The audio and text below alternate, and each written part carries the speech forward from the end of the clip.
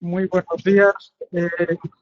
Iniciamos esta nueva sesión eh, con la participación del profesor de Jovés. Don José Antonio de Jovés ha tenido la amabilidad de aceptar ser uno de los profesores de este curso que estamos dando en España. Muchísimas gracias, profesor de Jovés, por haber atendido nuestra invitación y su clase de hoy va a versar sobre un tema de máxima actualidad, las asociaciones público-privadas en el proceso de modernización portuaria en Iberoamérica, con especial atención al proceso que está teniendo lugar en el puerto del Callao, en Perú. Don José Antonio Pejovés, distinguidísimo jurista y especialista en gestión portuaria de Iberoamérica, nos gustaría no solo contar con su participación como profesor de este curso, sino que también ayudase a construir ese puente de comunicación cultural y de conocimiento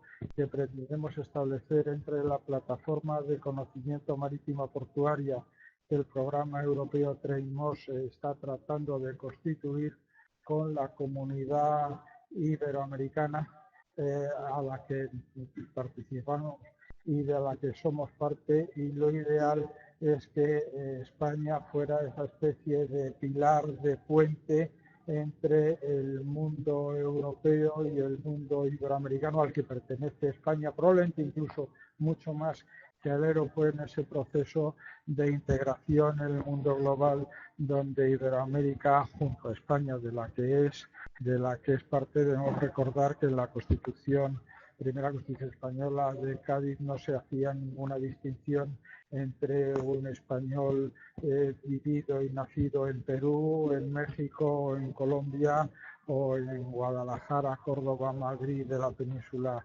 ibérica, porque españoles eran todos los que pertenecían a España, a diferencia de lo que ha ocurrido con las constituciones inglesa de Estados Unidos, etcétera, un enfoque completamente distinto. Nos encantaría servir de puente de unión y de comunicación entre este importante esfuerzo que es el programa TRAIMOS, que desarrollamos en inglés fundamentalmente, pero en el que se ha aceptado también el uso de la lengua española, y nos gustaría, insisto, proyectarnos y aumentar nuestra colaboración con Iberoamérica. Don José Antonio Pejovés, profesor Pejovés, muchísimas gracias. Y you have the floor.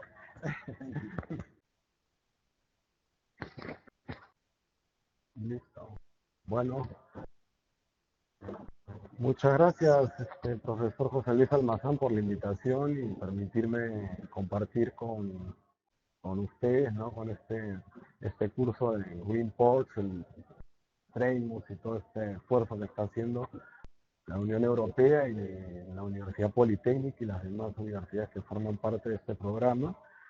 Y bueno, claro que sí, ahí el vínculo natural entre España e Iberoamérica, ¿no? Que le debemos tanto a España, la cultura, el idioma, la religión y cuanto sabemos. Ahora yo los visito y voy a tratar un tema que seguramente puede ser de interés de ustedes, ¿no? Es el que concierne a las asociaciones público-privadas, ¿no? Como le llaman Private-Public Partnership en inglés. Y bueno, voy a hablar en español, en la lengua de Cervantes, pues porque no tengo la fluidez del profesor Almazán en el idioma de Shakespeare. Entonces, bueno, me voy a conducir en ese idioma y como decía, voy a tratar sobre las APPs, asociaciones público-privadas en Iberoamérica. Voy a mencionar algunos casos interesantes y en particular lo que toca al proceso de modernización del puerto del Callao, ¿no? El más importante en Perú, ¿no? El proceso que dicho sea de paso se ha dado de la mano con estas asociaciones público-privadas, en las cuales pues hay dos concesionarios al momento, como son DP World y APM Terminals, ¿no? Que son dos están entre los 5 operadores portuarios más grandes del mundo, y eso, bueno, es un lujo, de verdad, que haya esta competencia intraportuaria en el Callao que beneficia pues al comercio exterior peruano. Y claro, voy a empezar mostrando algunos números, un poco para ubicarnos, ¿no?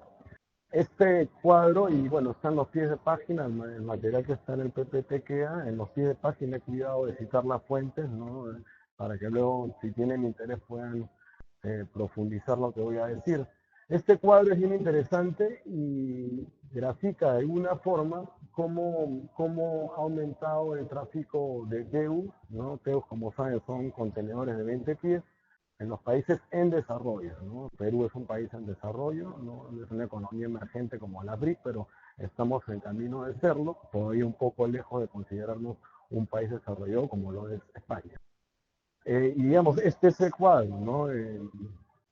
Tenemos entre los países de Iberoamérica, o vamos a decirlo de Latinoamérica, bueno, Iberoamérica, porque Brasil está presente también, que encabeza Brasil, ¿no? Hoy por hoy una de las economías más grandes del mundo, sigue Panamá, que como sabemos pues es un paso obligado prácticamente para cruzar del Atlántico al Pacífico y viceversa, y hay muchísimo tráfico. De hecho, actualmente hay un proceso de expansión de las esclusas para poder recibir buques más grandes, ¿no? Buques de mayores dimensiones. México, Chile, en el puesto 21, y podemos ver también cómo es que este tráfico de contenedores ha ido aumentando, ¿no? Sobre todo después del 2009, que hubo un quiebre ahí que fue como efecto de la crisis que nos ha afectado a todos. Las economías, digamos, de este lado del mundo han ido recuperándose y ven que el aumento de contenedores es evidente, ¿no? Ahora, ¿por qué toco? Y me voy a referir principalmente a tráficos de contenedores, porque como también ustedes deben haber visto, a lo largo del curso es una tendencia marcada el hecho que cada vez más las mercancías, la carga, bueno, se está contenedorizando, ¿no? Cada vez más se usan estas cajas, propio pues de los avances también que registrados en el transporte marítimo, y también deben haber visto ustedes cómo el invento ¿cómo se llama? Asociado o que se vincula a McLean, ¿no? A Michael McLean, en la fecha pues ha permitido que el transporte sea más de puerta a puerto que el tradicional y antiguo transporte de puerto a puerto. Entonces voy a hacer referencia también con mucha referencia sobre todo al tráfico de contenedores, ¿no? Y por una razón también importante, que tiene que ver con el hecho que las concesiones son, o principalmente, al menos en América Latina, en Sudamérica, en Iberoamérica, están vinculadas también con concesiones de infraestructuras de transporte marítimo, o sea, puertos, especializados en movilizar contenedores. Hay puertos especializados en otros tráficos, obviamente, ¿no? Graneles, carga general, graneles sólidos, graneles líquidos, pero que no son necesariamente o no son parte del proceso de concesión, sino son infraestructuras que en muchos casos se han financiado por inversionistas propiamente dichos, ¿no? Digamos, aclarando, por ejemplo, en Perú, les comento, ¿no? La empresa minera Shogun, por ejemplo, que tiene una explotación minera muy grande de hierro, ellos mismos han financiado la construcción de una terminal especializada en mover paneles sólidos, en este caso minerales. En cambio, en lo que son terminales de contenedores, hay también la posibilidad que sean iniciativas privadas, ¿no? Las que conduzcan, las que lleven a la construcción y al desarrollo de una infraestructura portuaria, pero se dan muchos casos en los que son iniciativas públicas que han permitido que los privados o el sector privado ingresen al negocio a través de concesiones. Y las concesiones, como vamos a ver, son una modalidad de asociación público-privada. Acá seguimos, bueno, con esta lista de movimientos de contenedores en países, y ahí ven que Perú ocupa el puesto 30. El 2009 movilizó 1.232.849 TEU. El 2010, bueno, ha seguido subiendo, y el 2011 llegó a 1.610.000. El 2012, número que no aparece porque este dato es de la Maritime Review de UNCTAD, el 2012 se movilizaron aproximadamente 1.900.000 contenedores, ¿no? De ese 1.900.000, casi el 95% se ha movilizado por el puerto del Callao, ¿no? El puerto del Callao es el puerto más importante de Perú y tiene un hinterland, un área de influencia que abarca casi todo el país en realidad, ¿no? Hay un centralismo muy marcado, entonces las actividades comerciales, el centro de producción, digamos, está muy cerca a Lima, o está en Lima, mejor dicho, y el Callao es el puerto natural de Lima, lo cual lleva que a través del puerto del Callao se movilice casi el 90% del comercio exterior peruano. Este cuadro, ¿no?, es el perfil marítimo de la CEPAL. CEPAL es la Comisión Económica para América Latina y el Caribe, es un organismo de Naciones Unidas.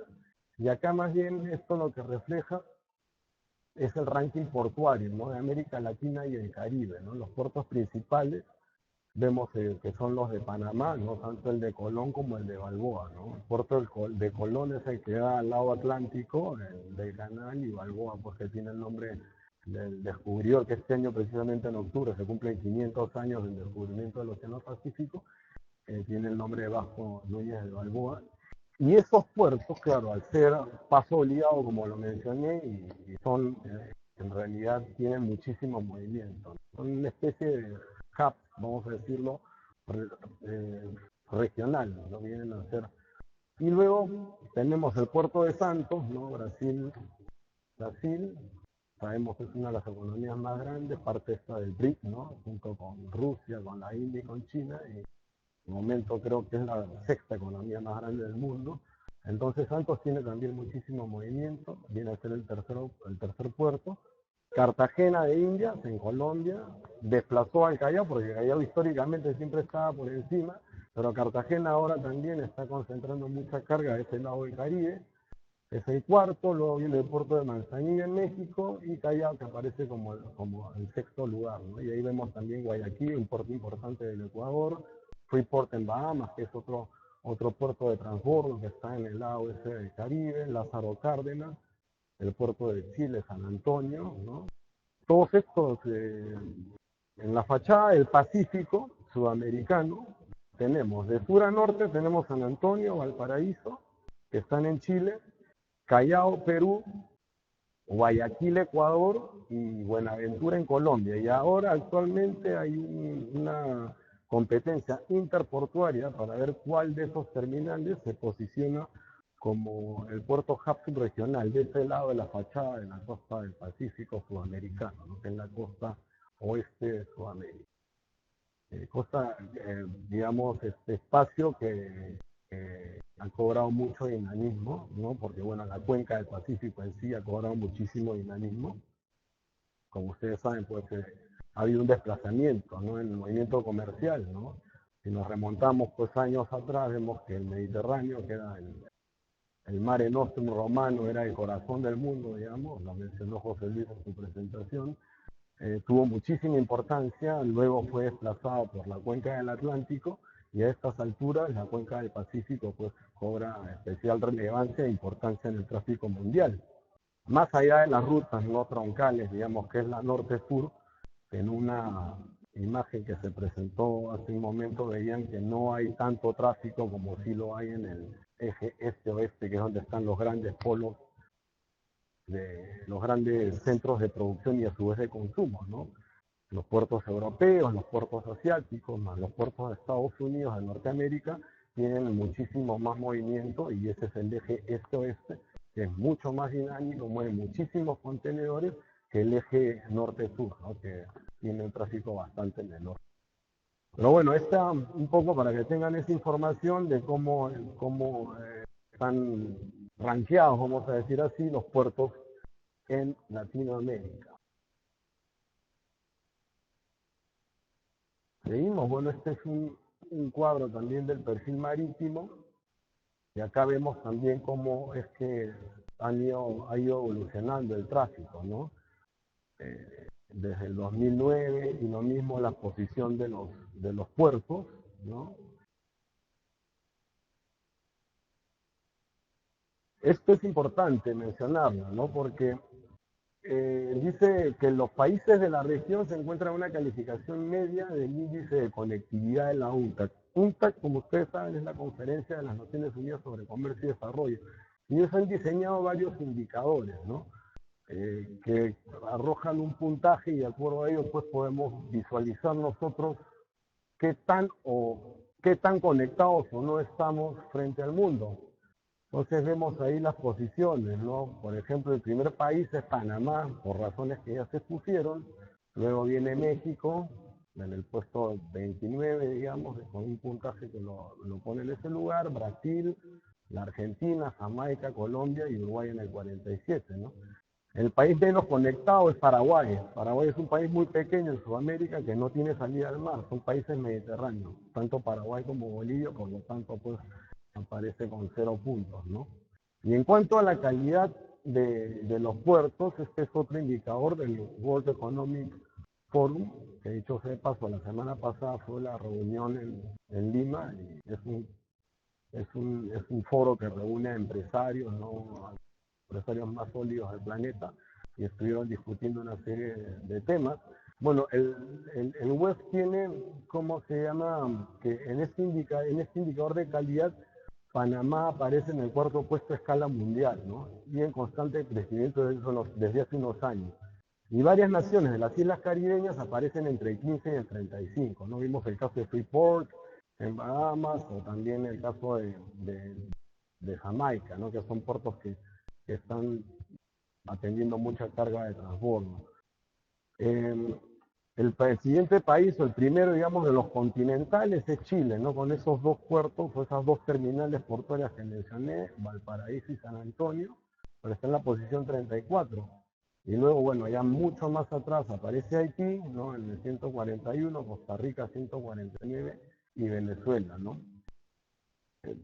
Bueno, Colombia en la posición 132 y Brasil, ¿no? Llama la atención en la posición 135, pero si nos damos cuenta o miramos bien, es la referencia a la calidad de los servicios, con lo cual vemos que una de las economías, se llama la locomotora de Sudamérica, que es Brasil, o como decimos nuestro Big Brother, no tiene servicios muy buenos, servicios eficientes, servicios portuarios de calidad, lo cual le resta competitividad al país porque también, como deben saber ustedes, lo que le importa a un usuario de los puertos, un usuario final, sea un exportador o importador, y naturalmente una empresa naviera, es que el buque pues esté la menor cantidad de tiempo, que la estancia sea lo más reducida y que sea atendido rápidamente, que esos contenedores o esa carga sea embarcada y desembarcada con rapidez. Eso es parte del negocio y aparentemente, bueno, Brasil no está muy alineado, pero en fin, eso es lo que arrojan los números. Este cuadro es también bastante interesante, lo elaboró Infrascope, que es de Economist, ¿no? Este grupo tan fuerte que hace estudios tan interesantes, y lo que mide acá es el índice de facilidades, o indica, mejor dicho, este índice, las facilidades que tiene un país para atraer asociaciones público-privadas. Bueno, ya dejamos el ranking de los países, ¿no es cierto?, en cuanto a calidad de servicios, en cuanto a movimiento de contenedores, y ahora vamos a ver esto que tiene que ver con las facilidades que dan los países para atraer APPs, asociaciones público-privadas. Y como vemos, el indicador califica a los países utilizando una escala de 0 a 100. 100 representa el ambiente ideal, es decir, donde tienes tú seguridad jurídica, pues aspectos vinculados con la seguridad institucional, que tienes tú de algún u otro modo, autoridades amigables, ¿no? Y que respetan las reglas para poder hacer inversiones, que también las respetan en el sentido de que si yo genero utilidades puedo transferir los ingresos que he captado, y bueno, todo eso de alguna forma crea un ambiente propicio para las inversiones privadas, ¿no? Que finalmente son las que se asocian con el Estado y generan una asociación pública-privada. Este cuadro se refiere únicamente a los países iberoamericanos, ¿no? Y del 1 al 19, Perú está en el puesto 3. luego después de Chile y de Brasil. Los últimos puestos, como ven acá, está Venezuela, penúltimo Argentina, 17 Ecuador, países que, bueno, no vamos a hablar de política, pero sabemos que, digamos, no son tan liberales, ¿no? Y son más proteccionistas, más ¿cómo decirlo? No facilitan, no son países, economías abiertas al mundo, sino son más restrictivas, ¿no? El caso de Chávez, ¿no? Conocido mundialmente, el caso de Cristina Kirchner en la Argentina o de Correa, que son un poquito hostiles a la inversión privada. Entonces eso se evidencia si vemos el cuadro, ¿no? De hecho, las inversiones directas en infraestructuras en general, y no solamente las portuarias, los países que están listados entre los 5 primeros son las que han captado más. O sea, Chile, Brasil, Perú, México, Colombia han recibido mucho más inversiones directas, tanto de inversionistas asiáticos como europeos, que los que siguen en la lista, ¿no? Porque claro, es natural, si yo no tengo, ¿cómo se llama? No brindo facilidades, ¿no? Que no tengo instituciones creíbles, no tengo normas que puedan reducir la incertidumbre jurídica y procedimientos administrativos, sobre todo, que sean predictibles, o predictibles, mejor dicho, no voy a poder yo atraer inversión privada. Esto quería anotarlo porque, claro, al hablar de asociaciones público-privadas, ¿no? Y al ver el ranking de los puertos y ver en qué situación están, esto tiene pues mucha vinculación.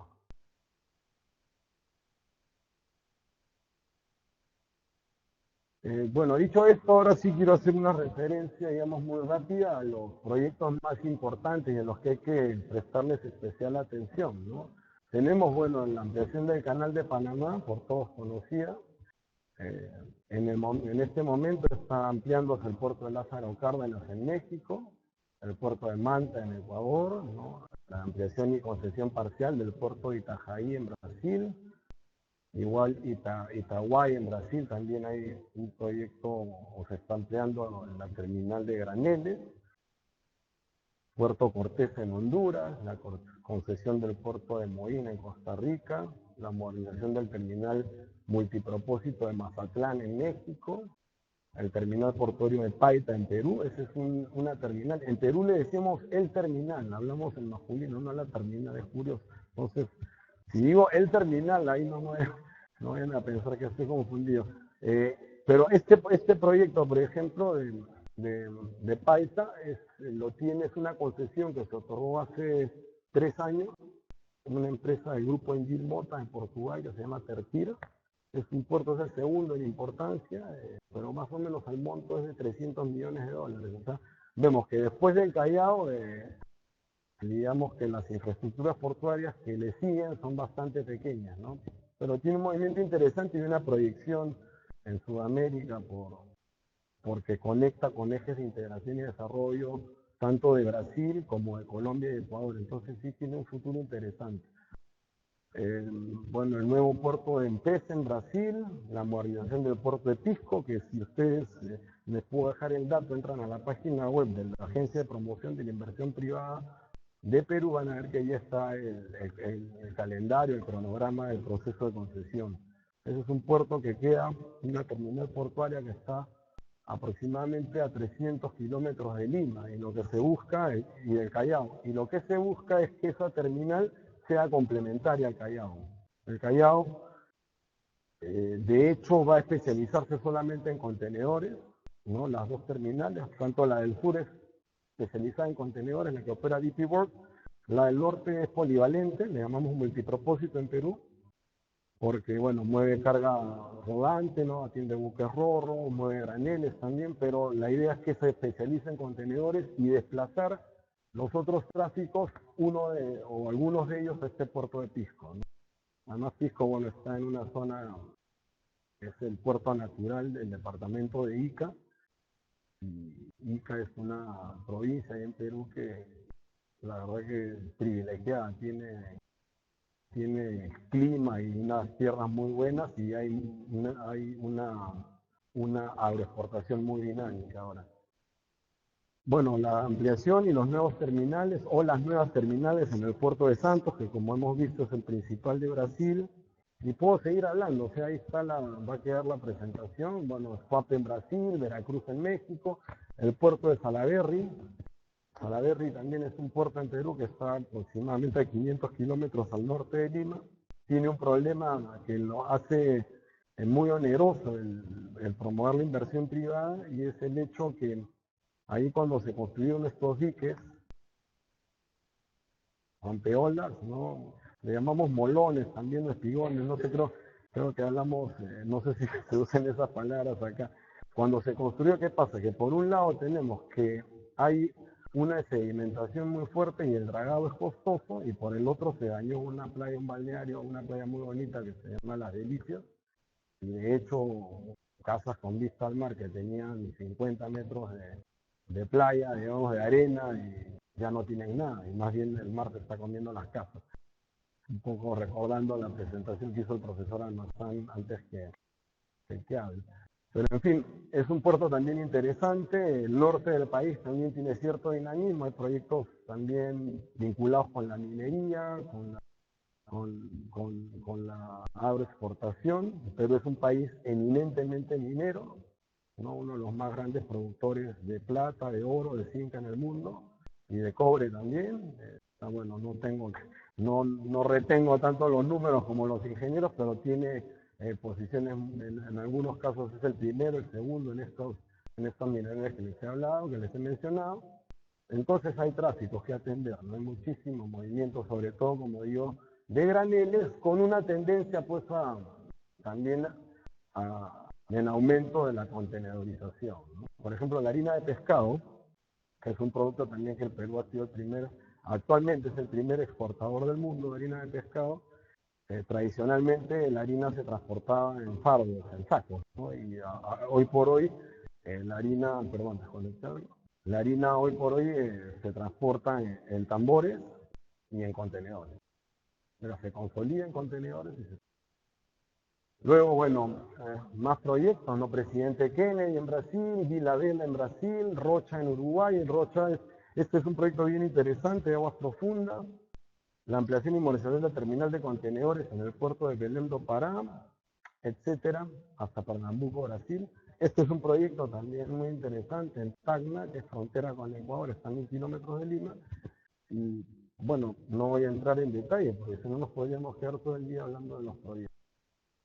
Estos datos sí son importantes, ¿no? Y con esto termino esta parte. Por ejemplo, Costa Rica recientemente aprobó un contrato de concesión por 33 años con APM Terminal.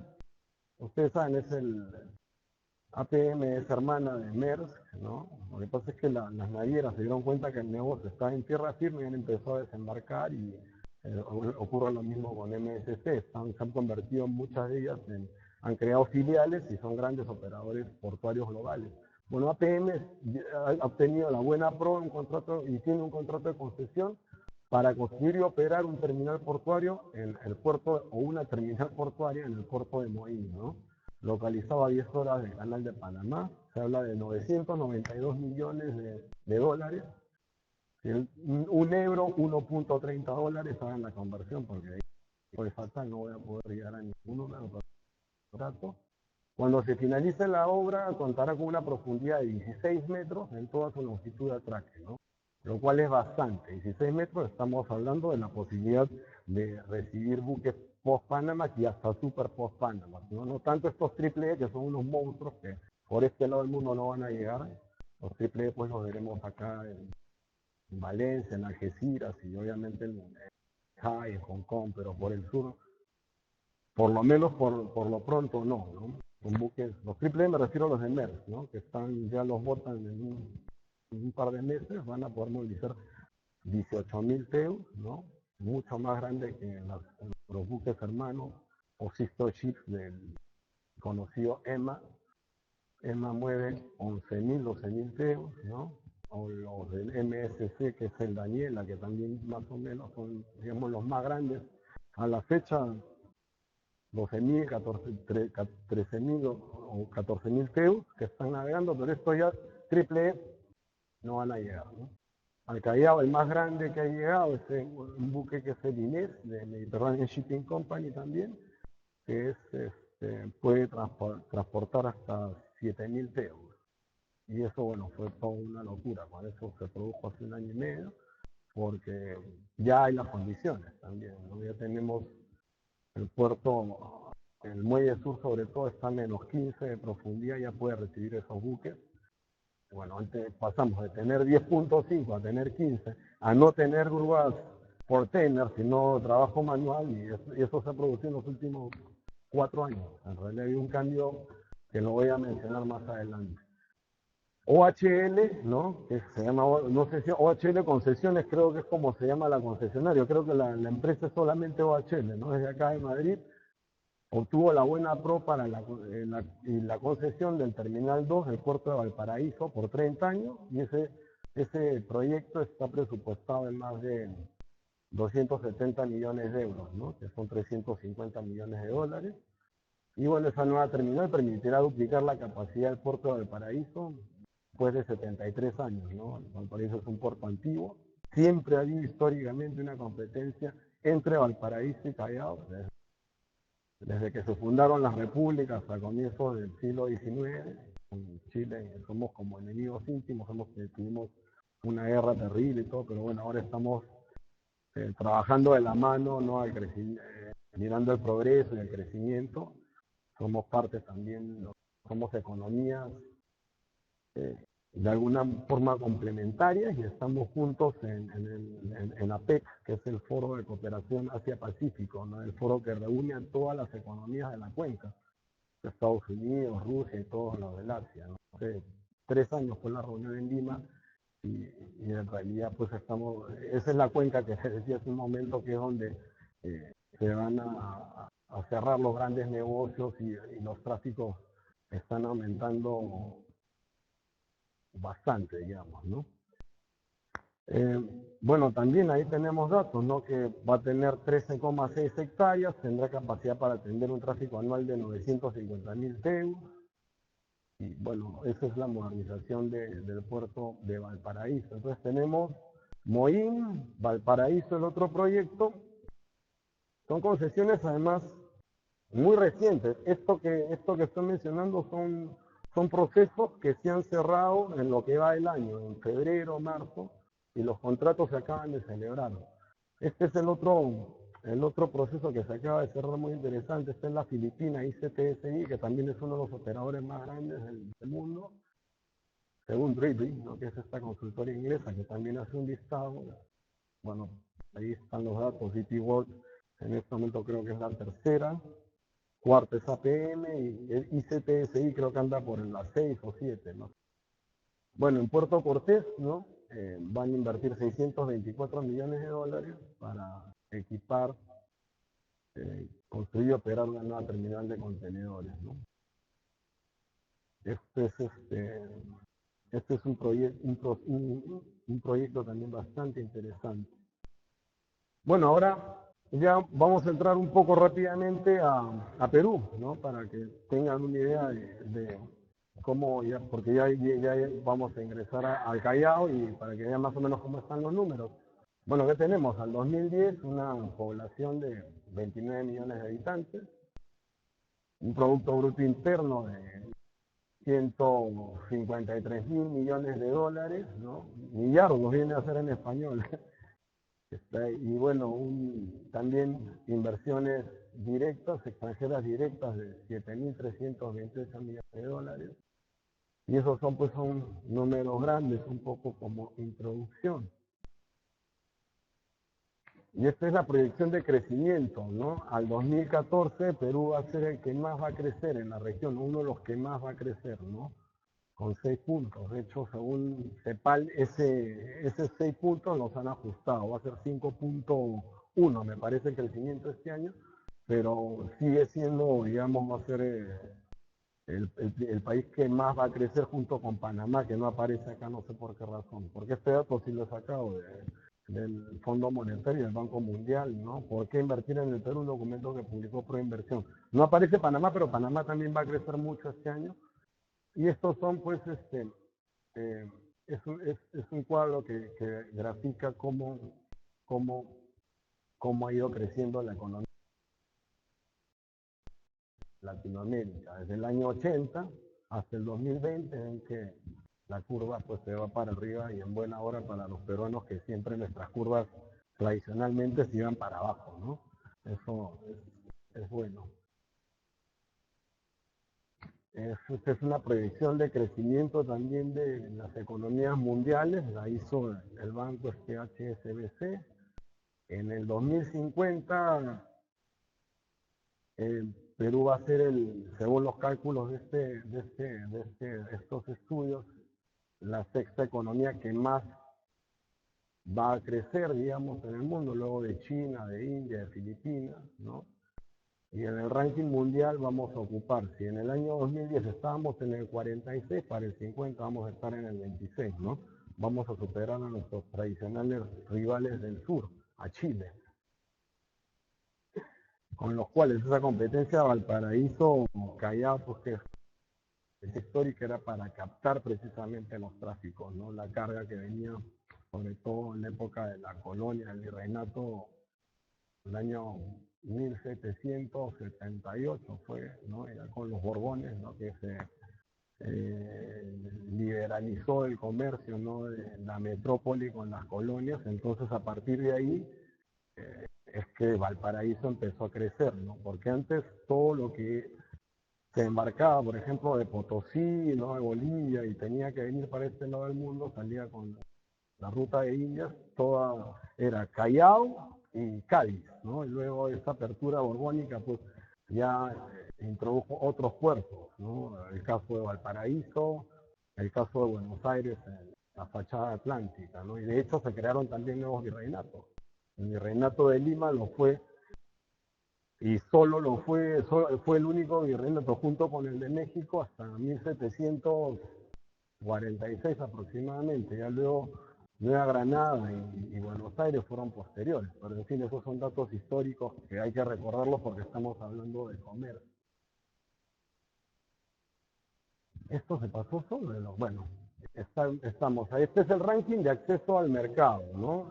Que cabe mencionarlo también porque este índice califica a los países utilizando una escala del 1 al 7, donde 7 representa las mayores facilidades de acceso al mercado de bienes, es decir, eliminación de obstáculos al comercio.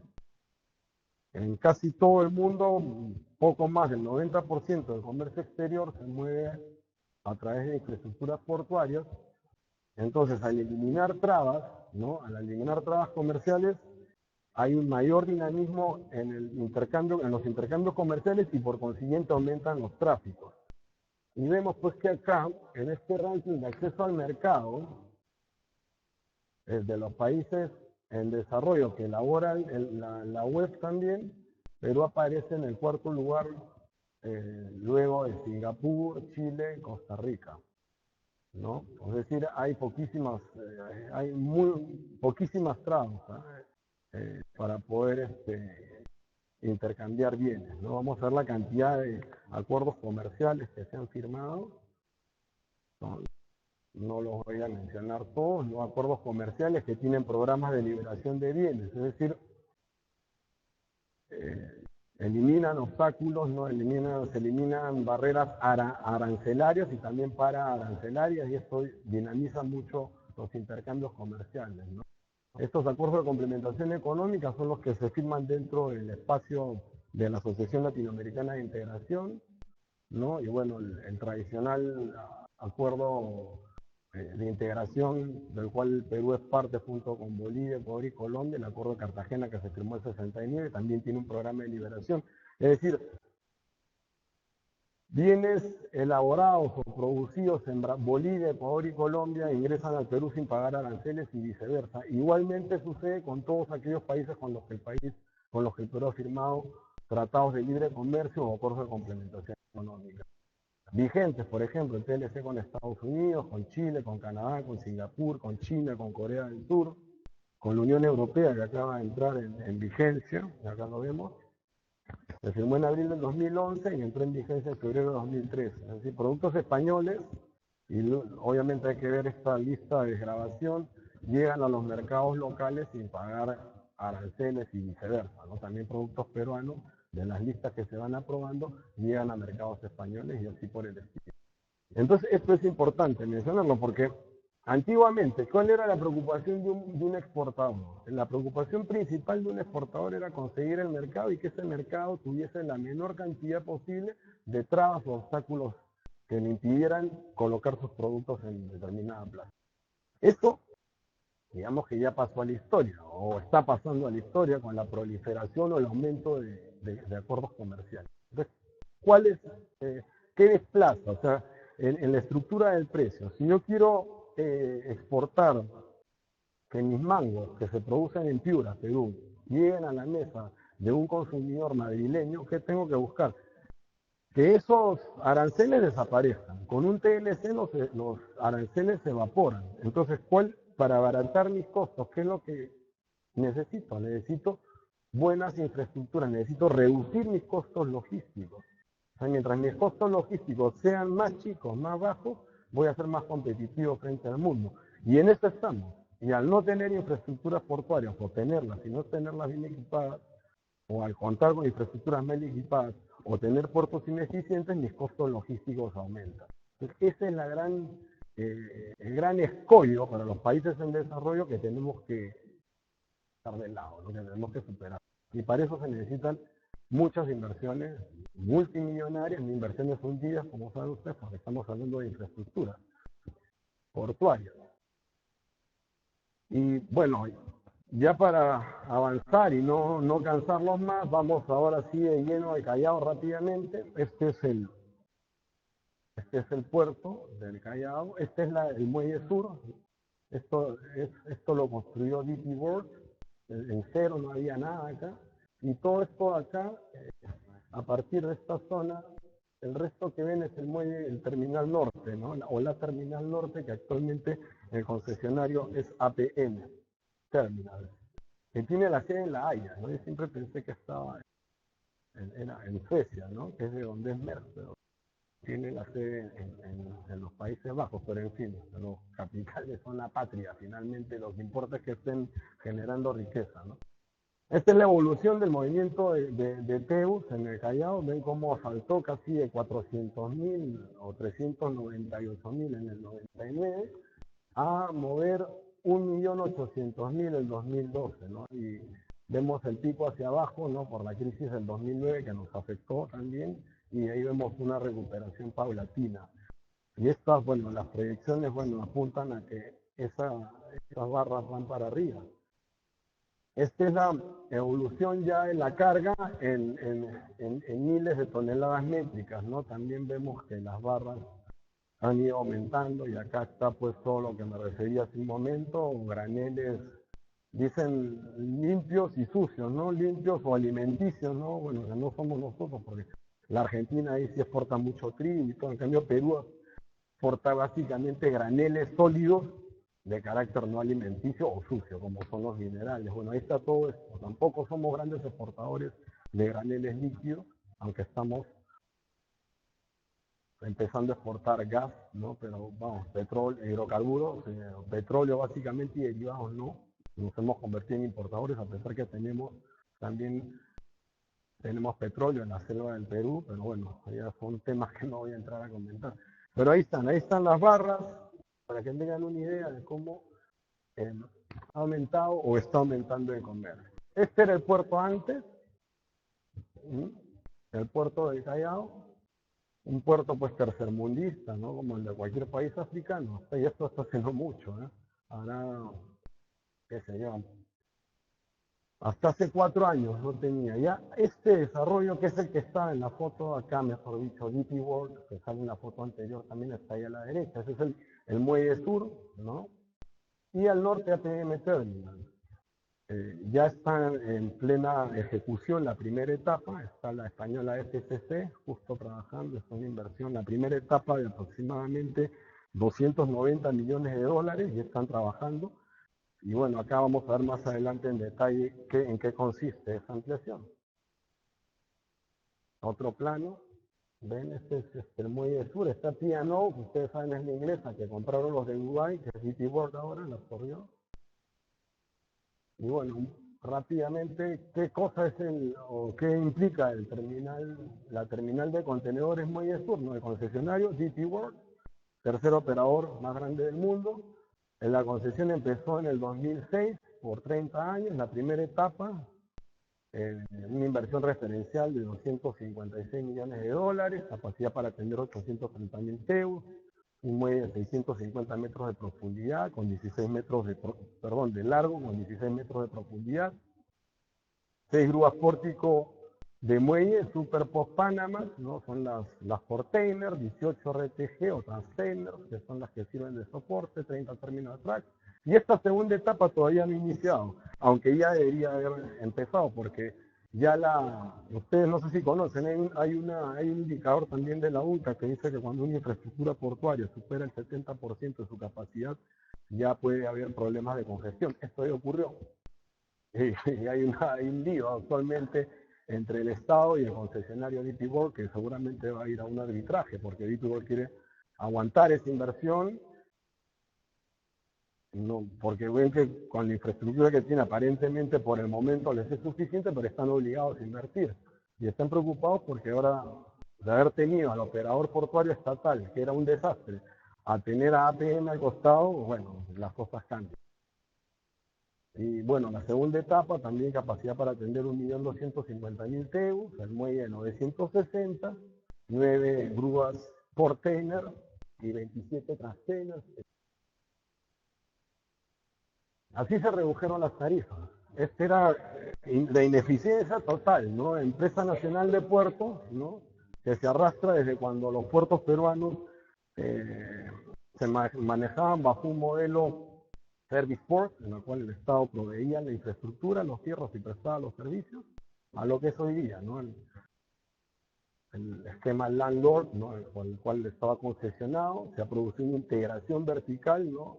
De los servicios portuarios, es decir, una monooperación bastante más eficiente que la tradicional, y estos son los resultados. Lo que costaba mover una caja de 20 pies, $312, hoy día cuesta $90. Todavía San Antonio y Valparaíso siguen, pero estos números también están, digamos, a la baja. Y como repito, hay una competencia bastante interesante para posicionar al puerto hub subregional en la costa oeste de Sudamérica, ¿no? Este es el terminal norte, multipropósito, que como lo vieron en la foto anterior, está ahí, es el puerto del Callao y tienes las terminales una junto a otra. El sur está acá, digamos, y este es perdón, acá está el sur, me estaba saliendo y este es el desarrollo que viene para el terminal norte multipropósito. Estas son 5 etapas con un opcional que se va gatillando cada etapa de acuerdo a cómo va aumentando la demanda y se va equipando, ¿no? Al momento ya se está ejecutando la primera, esta FCC como lo comenté. Una sexta etapa opcional permitiría desarrollar allá arriba lo que sería la terminal oeste, ¿no? Que seguramente eso se va a dar a como están los números proyectándose, eso se debe dar en unos 10 años, calculo, si no es menos. Datos del nuevo terminal, ¿no? La concesionaria el concesionario es APM Terminal, cuarto operador según Driven Shipping. La fecha del contrato fue en mayo de 2011 por 30 años también, porque es lo que dice la ley del Sistema Portuario Nacional y la ley de las asociaciones público-privadas estipulan con claridad que los contratos de concesión pueden tener una vigencia máxima de 30 años, no 30 años. Y ahí tenemos, ¿no? La inversión hasta la etapa 5 es por 898 millones de dólares, ¿no es cierto? Y bueno, eso implica pues la demolición de la infraestructura actual y prácticamente volver a construir una terminal nueva, ¿no? La ampliación y reforzamiento de los amarraderos C y D, el muelle norte, que es el muelle ese que aparecía en la imagen anterior. Dragar a menos 14, pero en realidad va a ser a menos 15 y por ahí hasta menos 16, porque seguramente, ¿qué pasa? Que ambas terminales tienen el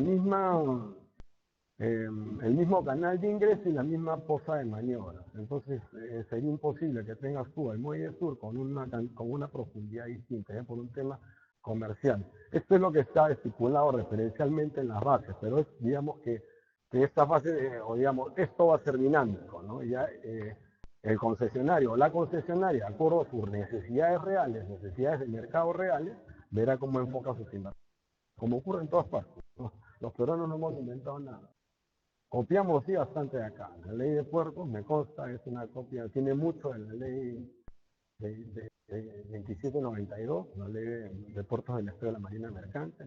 Ahí era mi colega que el libro tercero del Código de Comercio es un clon del libro tercero del Código de Comercio español. Y bueno, eso por razones culturales y bueno, finalmente pues, somos españoles mestizos, digamos, ¿no? Ahí tenemos de incas y de todo, pero ahí están, ¿no? Al menos legislativamente hay un espejo ahí importante que mirar. Y bueno, aquí están las fases detalladas, ¿no? No voy a entrar, queda este PPT o este PowerPoint ahí para que puedan ver, ¿no? Como dije, he hecho referencia a las fuentes, he cuidado de mencionar las fuentes como toca hacerlo además. Quien quiera profundizar en estos detalles, pues entre a las páginas web o a la información que es pública además. Esta es la etapa 6, ¿no? Que es opcional, que es el desarrollo, sería el desarrollo, o mejor dicho, es el desarrollo de una infraestructura nueva, ¿no? Una terminal nueva al oeste. Acá hay una isla, que es un abrigo natural, ¿no? El Altísimo le dio al Callao, porque es una isla que tiene como 8 kilómetros más o menos de longitud, y es el abrigo natural, no tiene el Callao, no ha habido que construir, no ha habido de necesidad de hacer inversiones fuertes en espigones o en rompeolas, ¿no? Nada. Esa isla protege muchísimo esta parte al menos, ¿no? Pero no ha evitado, sí que en el 746 un maremoto arrasó con la ciudad, o sea, ya pues esa ola fue gigantesca, ¿no? Luego el virrey José Antonio Manso de Velasco, que el rey de España le puso conde de Superunda porque él se encargó de reconstruir la ciudad, la reconstruyó. Pero claro, la isla tiene como todo, ¿no? Tiene sus límites y ese maremoto. Pero a Dios gracias no ha vuelto a ver ni esperamos que suceda algo así. Pero ese es el muelle oeste, digamos, está la isla por acá y tendría, ¿cómo se llama? Estas características, ¿no? Dragado de la -16, adquisición de 4 grúas pórtico de muelle, ¿no? O portainers, o grúas pórtico de muelle, como lo dicen, las RTGs. En Perú se usan las RTGs, básicamente el soporte a las pórticos de muelles son RTGs, no se usan los otros sistemas que ustedes conocen. Bueno, estos son los beneficios también. Bueno, vemos también contenedores de 20 pies, TEUs, $90. Ahí se sin grúa pórtico porque hasta antes de las concesiones, los buques que llegaban al Callao tenían que tener grúas a bordo y todavía llegan algunos, ¿no? Entonces, claro, hay un cuadro ahí que compara, puede llamar la atención, pero el Callao es un puerto curioso, ¿no? Porque llegó a mover 1 millón de contenedores hace 4 años. Movilizó 1 millón de contenedores sin tener ni grúas portainers ni trastelas, solamente manos, libradas y buenos brazos y reef stackers, nada más. Pero el tipo más sofisticado no lo sabían y bueno, eso es un movimiento bastante. Mover 1 millón de contenedores sin equipo, eso de alguna manera nos indica porque la gente es muy trabajadora en el puerto, ¿no? Este es el marco legal, lo voy a pasar rápido, ¿no? Acá hay una abogada nomás, pero espero que los hayan más, a ver si me escuchan o nos están viendo desde las otras universidades. Es la parte legal, es una parte un poco esa que lo voy a pasar muy rápido, por respeto al auditorio, repito. Estas son las 2 leyes, el marco que ha facilitado las concesiones en el Callao. Cuando he hablado del Callao, específicamente la presencia de estos 2 operadores, pero también es importante mencionarlo. Además del Callao, que hay 2 terminales concesionadas, hay otras 3 concesiones. Una es la del sur, que es el puerto de Matarani, que está como a 850 kilómetros de Lima, al sur, ya tiene más de 10 años. Esa concesión se dio sin este marco normativo. Tenemos la concesión de la terminal portuaria de Paita, que como les dije está la empresa portuguesa Tertira, asociada con una empresa peruana, y hay un puerto fluvial que se llama Yurimaguas, que también ha sido concesionado. En el caso de las costeñas, han sido concesiones autosostenibles. O sea, los números arrojados en azul y son proyectos integrales que se entregaron y ahí están los privados. En el caso de la terminal esta de Yurimaguas y de todas las del Oriente, van a ser concesiones cofinanciadas en las cuales el Estado va a tener que hacer desembolsos también, porque no tienen rentabilidad económica más sí rentabilidad social, ¿no? Son ciudades muy, muy pobres, o sea, paupérrimas, diría yo. Entonces ahí el Estado sí tiene que hacer desembolsos fuertes, asociarse con un privado, ¿no? Mediante una asociación público-privada y, ¿cómo se llama? Modernizar esta infraestructura, o en su caso, como es el caso de Pucallpa, partir de cero, ¿no? Pucallpa va a ser un proyecto Greenfield, el caso de Iquitos es un brownfield porque ya hay algo hecho, pero Pucallpa ocurrió lo que pasó con el río este que mencionaba el ingeniero, ¿no? El Pucallpa era un río que también, entiende, yo no sé si o no, que le llaman ríos jóvenes, el cauce se desvió y el puerto se quedó en tierra firme, bueno, firme, ¿no? Y el río cambió de cauce, claro, eso tomó algunos años. Entonces ahí va a tener que construirse otra infraestructura. Yo no entiendo de ingeniería, pero yo imagino que aplicarán pues alguna forma de desarrollar una infraestructura que pueda ser desmontada y vuelta a instalar, porque esto es el río, todo indica que va a volver al cauce antiguo. Entonces es un tema, los ríos en esta parte del país son muy caprichosos, ¿no? Ocurrió con el río Amazonas. El puerto de Iquitos era ribereño del Amazonas y el Amazonas se desvió también. Y hoy día el puerto de Iquitos hay un brazo, ¿cómo le llaman? No es un afluente, es un brazo del Amazonas que se llama el Icaya, que es el que toca, pero ya no es comercial, es un puerto que no tiene nada comercial. En fin, pero sí hay necesidad de desarrollar infraestructuras porque en esa zona del país es tan agreste que no hay carreteras. En realidad los ríos son las carreteras para que las poblaciones puedan subsistir, intercambiar bienes, etc. Bueno, la ley marco de las APP, de las asociaciones público-privadas, las define como las modalidades de participación de la inversión privada en las que se incorpora experiencia, conocimiento, equipos y se distribuyen riesgos y recursos, preferentemente privados, con el objeto de crear, desarrollar, mejorar, operar o mantener infraestructura pública o proveer servicios públicos, ¿no?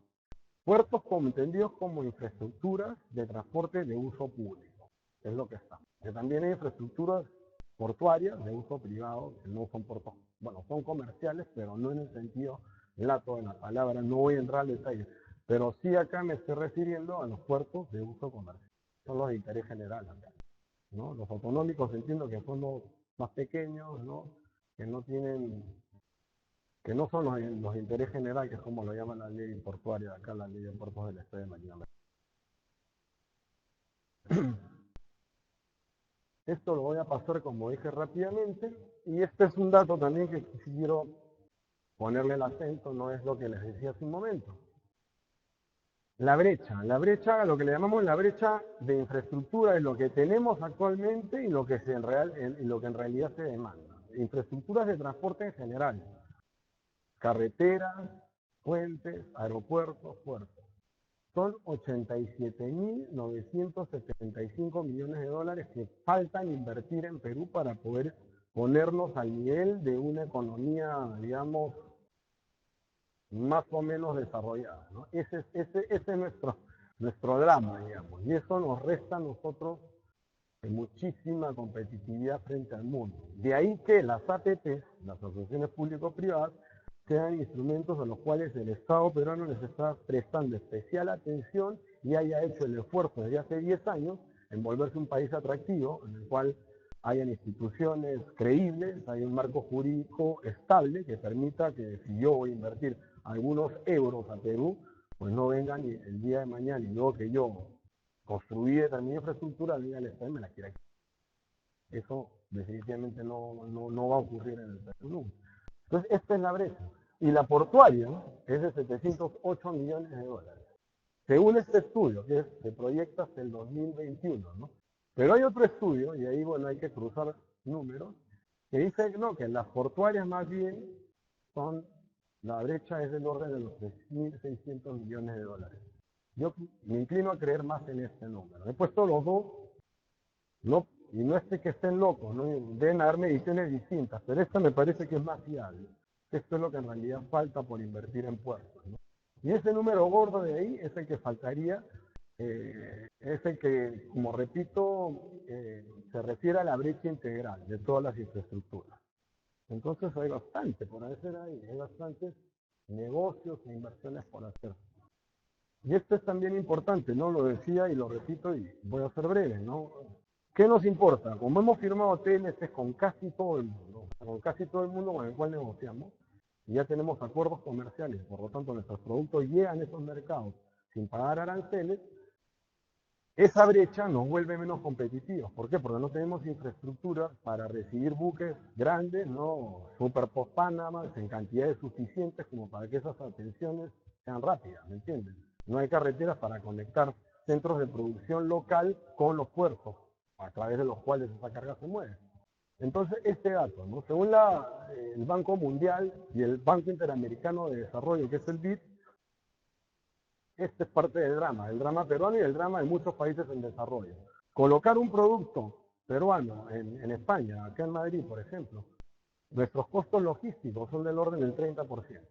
Y para un país de la OCDE, en el caso de España, que es de la OCDE, sus costos logísticos son aproximadamente el 9%. Entonces, definitivamente, si yo quiero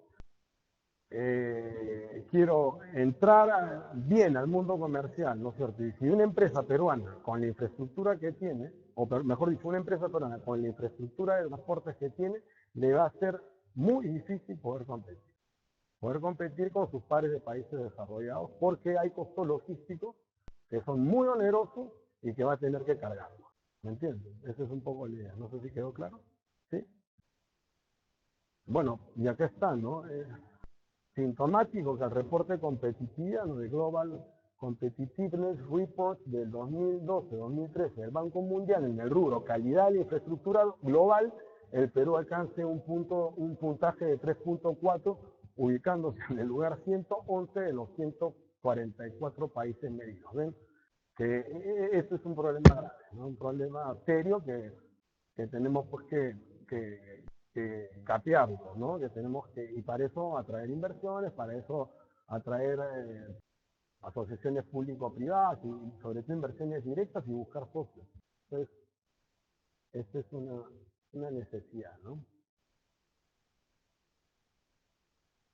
Lo que decía, la necesidad de tener un marco jurídico consistente que permita la fluidez de las inversiones privadas y a su vez que el Estado pueda cumplir cabalmente con su papel de regulador en salvaguardia de la calidad de la prestación de los servicios. No más este Estado que interviene en el mercado, que gestiona infraestructuras, que provee servicios. Ese Estado, al menos en el Perú, ha demostrado ser totalmente ineficiente y nefasto para el crecimiento del país. País tan rico como el nuestro, en recursos minerales, en recursos agrícolas, tenemos un mar muy, muy rico también.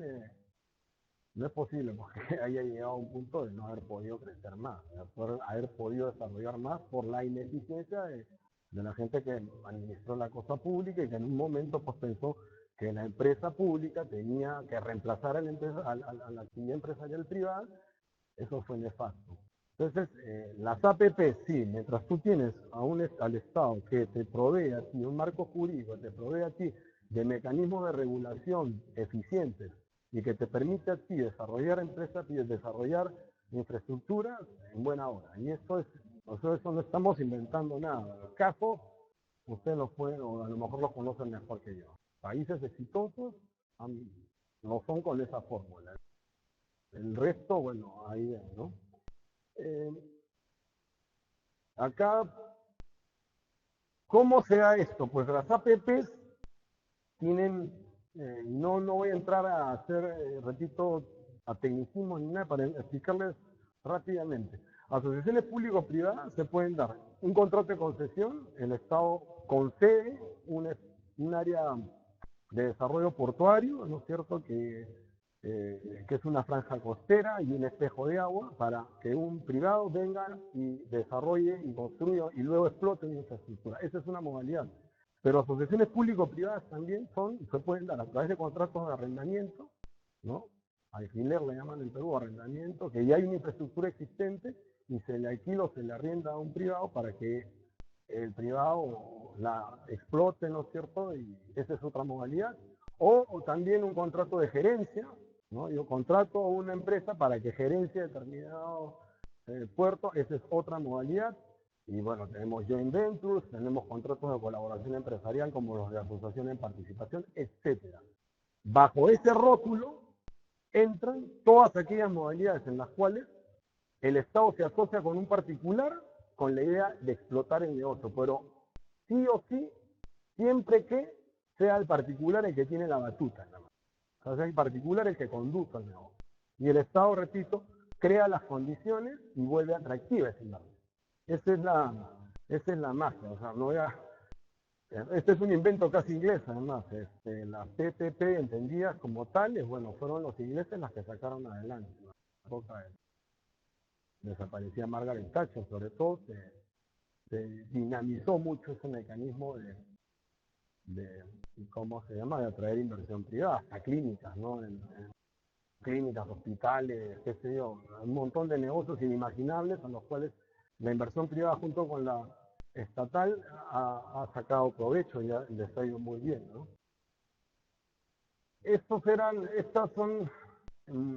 Esta parte final de acá es bien curiosa, porque antiguamente, ya ocurría acá con las juntas de puertos, también antes de la ley de puertos del Estado, el Estado, lo que se llamaban estos esquemas Public Service Port, ¿no? El Estado administraba la infraestructura, es decir, los cierros, y también proveía el servicio. Eso ha ido evolucionando, ¿no? Ahí pasamos luego al Tool Port, ¿no? En el cual ya el Estado únicamente se encargaba de la infraestructura y los servicios pasaban al sector privado, a un esquema ya más avanzado como es el Landlord, hasta el que reconoce la última ley española, que es lo que le llaman Landlord avanzado, ¿no? Que ya es una forma de administración bastante más avanzada que el landlord tradicional, ¿no? Ya tienes tú, no sé, mucho uso de tecnología de información, estos smart ports, ¿no? Que están de los que se habla tanto ahora. Y es así como van evolucionando los sistemas, ¿no? No estoy hablando del caso peruano, es uno más. Han ido evolucionando así los sistemas en el mundo entero. Y en buena hora, ¿no? Y en buena hora, porque si ustedes ven esquemas landlord como los actuales, ¿no? Son esquemas que están muy asociados con asociaciones público-privadas, ¿no? Con contratos de concesión y con integración vertical de servicios. Esa es la fórmula exitosa. Si ustedes ven la lista de los 10 puertos más grandes del mundo, casi todos funcionan con esa fórmula, ¿no? Bueno, salvo manteniendo algunas diferencias que hay con algunos puertos como por ejemplo, los que administra PSA, ¿no? Que es la Autoridad Portuaria de Singapur, que vendría a ser un ente estatal, pero que funciona pues con la agilidad de una organización empresarial privada, ¿no? Pero bueno, son casos muy particulares. El diseño de la APP, ¿no? De las APP se pueden identificar 4 etapas, ¿no? La etapa previa, la cual se identifican los recursos públicos y los objetivos y necesidades estatales. Por ejemplo, ¿no? La necesidad de construir y administrar una terminal portuaria especializada. La elaboración de los estudios, se define el proyecto, el nivel de los estudios, el perfil de factibilidad, el definitivo, y la responsabilidad por la elaboración de los estudios. En las APP siempre hay una distribución de riesgos, ¿no? Siempre se trata que la inversión, ¿no? Y el riesgo de esa inversión vaya más por cuenta del privado, ¿no? Al menos en el modelo que está funcionando en Sudamérica, en Iberoamérica, ¿no? Así funciona, ¿no? Y es lo que se busca finalmente. ¿Por qué? Porque estamos hablando también, hay que tener en cuenta algo, de países que son pobres. Son países que los recursos que tienen deben destinarlos a otras cosas. Tenemos ahí educación, seguridad, salud. Entonces, ¿qué hace un Estado que no tiene recursos invirtiendo pues en carreteras, en puentes, en aeropuertos? ¿No? Para eso dejárselo los privados, ¿no? Y que esos recursos estatales, que dicho sea de paso, el privado cuando obtiene una buena pro y empieza a explotar una infraestructura portuaria, pagará un canon o una retribución como es en la legislación peruana, pasan al tesoro público para que se pueda canalizar, pues, repito, cuestiones de seguridad, de salud, de educación, vamos, eso es lo que se necesita, ¿no? Entonces, estas etapas, ¿no? Bien definidas de toda APP, el encargo, ¿no? Proinversión es la Agencia de Promoción de la Inversión Privada, es un ente estatal, un organismo público, que lo que hace es asesorar a todas las demás agencias estatales del Perú para promover, precisamente lo que, como el nombre lo indica, para promover la inversión privada. Salen a hacer los roadshows, hacen marketing o marketean de alguna manera, por decirles, el puerto de Callao fue objeto en su momento de roadshows en los cuales salieron técnicos y hablaban de las bondades, ¿no?, de lo que podía implicar invertir en el Callao, diseñan las bases, diseñan el contrato de concesión finalmente y son los que de alguna manera conducen los procesos, ¿no? Bueno, y están las OPIP, que son, bueno, las que funcionan en los gobiernos regionales, que son en el Perú, un gobierno regional es como una comunidad autónoma. En fin. Y luego de concursos, ¿no?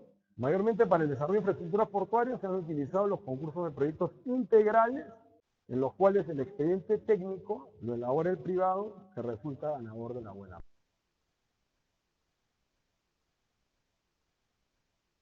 Bueno, el plan de promoción de la inversión privada es fundamental y debe comprender cuando menos el diseño general del proceso, la modalidad, el esquema financiero, el plazo y el cronograma.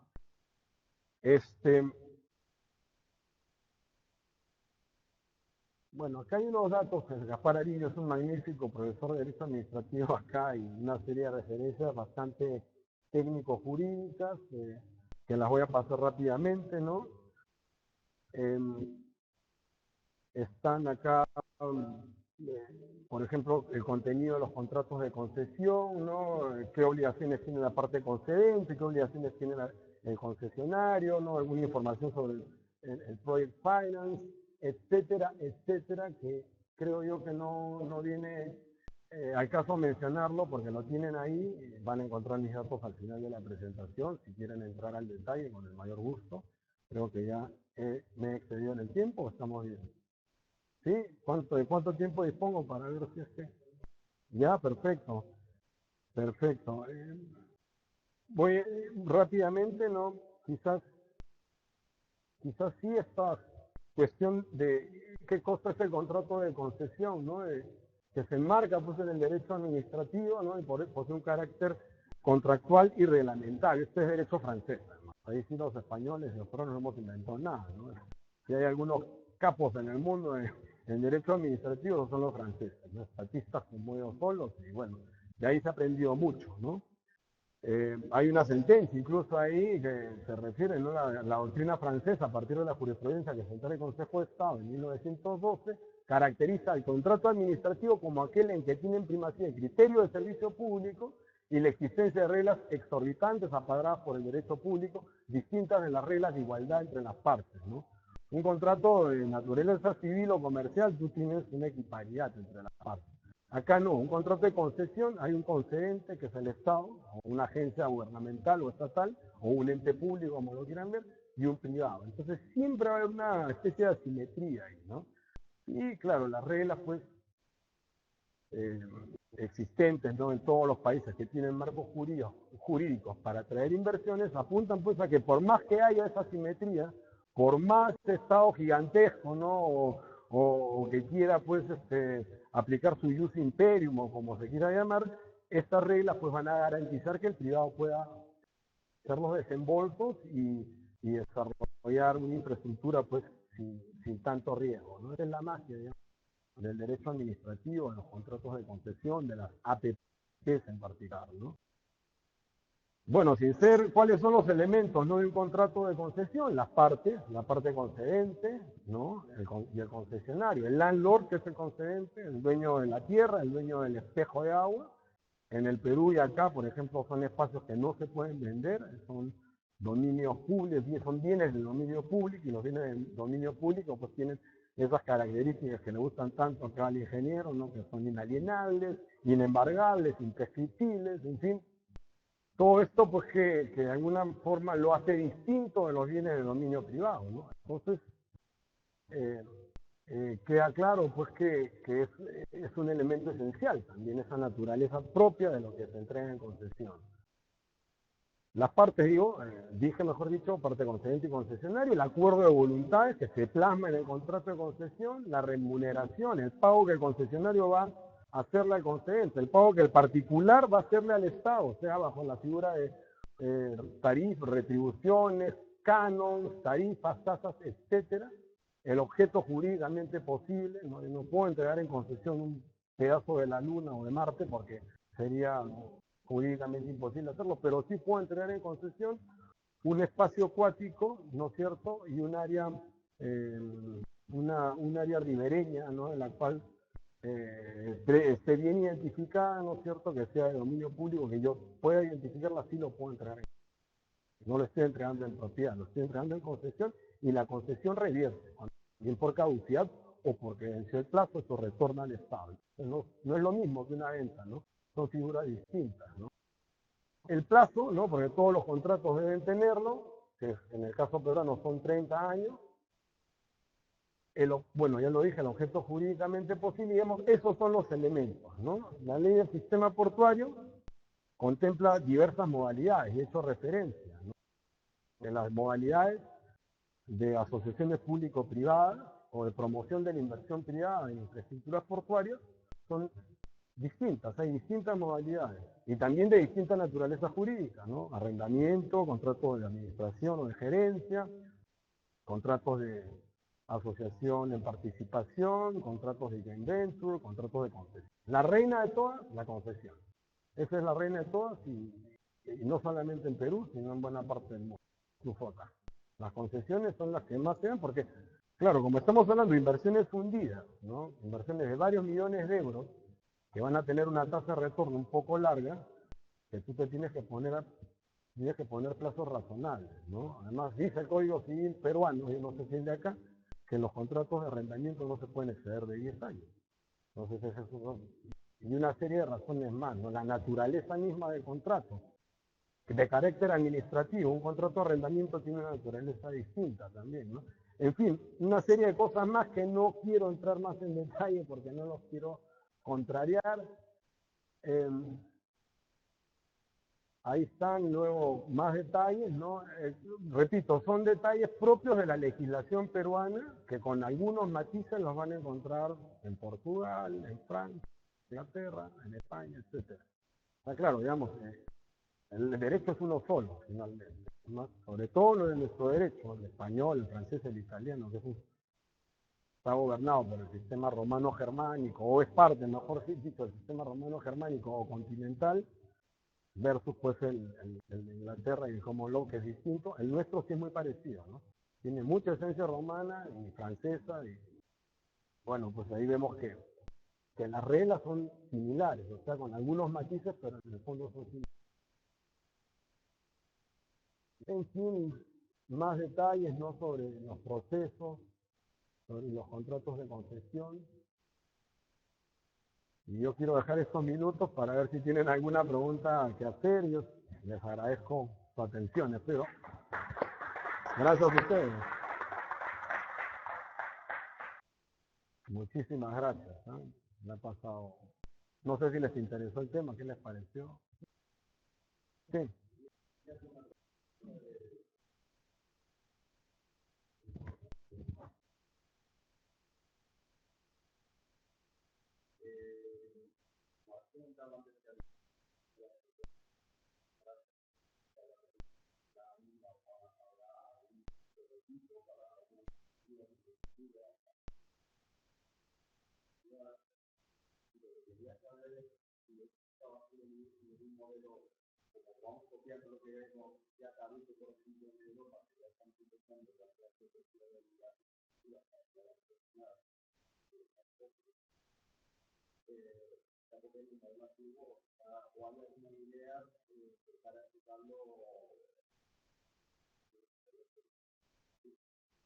Bueno, sí, hay un plan nacional de desarrollo portuario.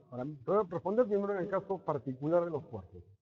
Hay un plan nacional de desarrollo portuario, que dicho sea de paso nos apoyó muchísimo la Fundación Valencia Port, lo trabajamos con ellos, que tiene un horizonte a 15 años, en el cual tú vas a encontrar que ese plan nacional de desarrollo portuario recoge los planes regionales y los planes maestros de cada una de las infraestructuras portuarias de uso público. Y se proyecta, ¿no? Hay proyecciones, obviamente, de acuerdo con la demanda. Y ahí, de alguna manera, tú puedes encontrar que qué crecimiento va a haber en determinado puerto y qué infraestructura se necesitaría, ¿no? Y siempre hablando en condicional. También vas a tener ahí que ese plan recoge lo que son las áreas de desarrollo portuario en las cuales un inversionista que tenga interés puede desarrollar una iniciativa privada. O sea, el Estado, a través del plan, tiene proyectos en cartera, digamos, que el mismo Estado auspicia, el mismo gobierno, no sé, gobierno, vamos a decir el Estado, pero no auspicia, como pudo ser en su momento el de Callao, como pudo ser el de Paita, etcétera. Pero también hay la oportunidad de que si yo detecto que puedo desarrollar una infraestructura en tal zona del país porque es atractiva, porque hay mercado, yo puedo ir y presentar una propuesta. Eso es lo que se conoce como iniciativa privada. O sea, hasta ahí digamos que sí, sí, tampoco es una bola de cristal, ¿no? Porque como planificación, como lo es en general, la planificación estratégica, pues siempre hay que verla con cuidado, ¿no? Porque las cosas cambian. Nadie sabía que estos muchachos malos, por no decir una palabra más gruesa, de la banca y de las finanzas, iban a causar el daño que han causado. O sea, si tú ves, y de hecho ocurrió que los planes estratégicos de Valencia, de la Autoridad Portuaria de Valencia, la Autoridad Portuaria de Barcelona, a raíz de esta maldita crisis, han tenido que reescribirlos todos. Sus proyecciones a 10, 15 años variaron totalmente. Entonces siempre la planificación pasa a quedar la opción. Pero digamos que ahí está, y es bastante tener eso o no tener nada, porque más o menos ya tienes una idea de cómo es el panorama o cómo se va a presentar el panorama. Actualmente, como la CEPAL que he mencionado, que hay unos estudios de ese organismo, ha recomendado lo siguiente. Ya un poco más allá de mirar el transporte, ¿no? Sea el modo marítimo, sea el modo aéreo, sea el modo terrestre, ¿no? Autovariantes, lo que está proponiendo es una visión comodalista, pensada también desde una perspectiva logística, en la cual tú no avances a construir un puerto porque tienes recursos sin fijarte qué está ocurriendo con el transporte carretero, qué está ocurriendo con los centros de producción y de consumo, ¿no? Sino articulando los distintos modos, ¿no es cierto? Repito, de una visión comodalista y también a su vez logística. A ver si esto apunta. De hecho, hay un plan logístico también. Así como hay un plan de desarrollo portuario, hay un plan logístico. Y de hecho, el Ministerio de Transportes en Perú, como acá creo que le llaman Ministerio de Fomento, ¿no es cierto? Y Obras Públicas, el Ministerio de Transportes se está reorganizando totalmente. Las direcciones tradicionalmente, que eran verticales, de acuerdo con el modo, se están volviendo direcciones transversales. Vas a tener una dirección de infraestructura, ¿no? En las cuales vas a tener todas las plataformas logísticas, puertos, aeropuertos, carreteras, una dirección que va a haber servicios de transporte marítimo, aéreo, multimodal, etcétera. Entonces esa es la visión, digamos, cómo se están gestionando las cosas.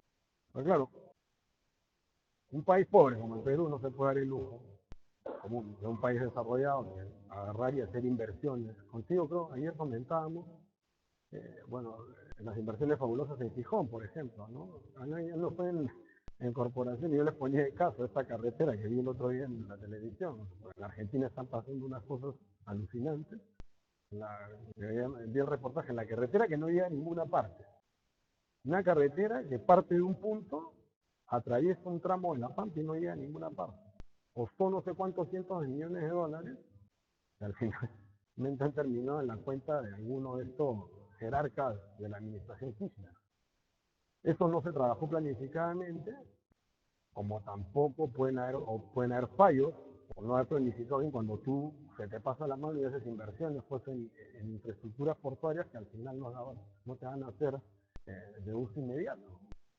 Por ahí, ¿no? Si no planificas, finalmente no gestionas bien, ¿no? Nunca, ni en ninguna parte. No sé si estamos ahí de esta visión comodalista y logística a una visión estrictamente unimodal. Sí hay un cambio que se está respirando en Sudamérica, no por recomendación de CEPAL. También no han inventado nada. Esto viene pues de, ¿no?